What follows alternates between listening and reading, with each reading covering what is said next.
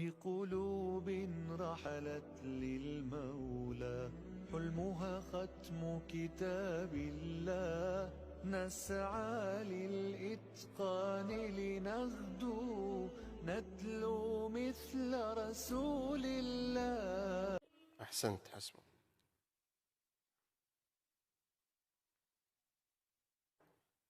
السؤال الثاني، اقرأ من قوله جل وعلا: قالوا إن يسرق فقد سرق أخ له من قبل. أعوذ بالله من الشيطان الرجيم.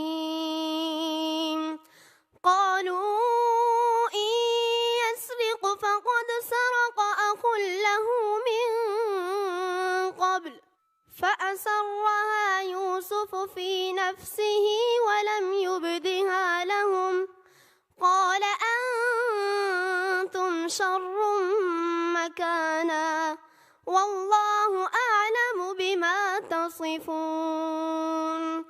قالوا يا أيها العزيز إن له أبا شيخا كبيرا فخذ أحدنا مكانه إنا نراك من المحسنين. قال معاذ الله أن نأخذ إلا من وجدنا متاعنا عنده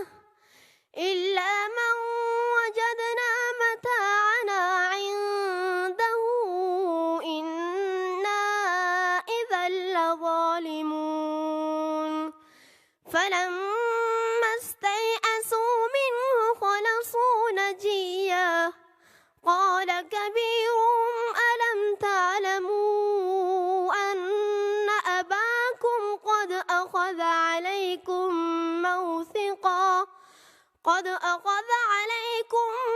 موثقا من الله ومن قبل ما فرطتم في يوسف فلن أبرح الأرض حتى يأذن لي أبي أو يحكم الله لي وهو خير الحاكمين.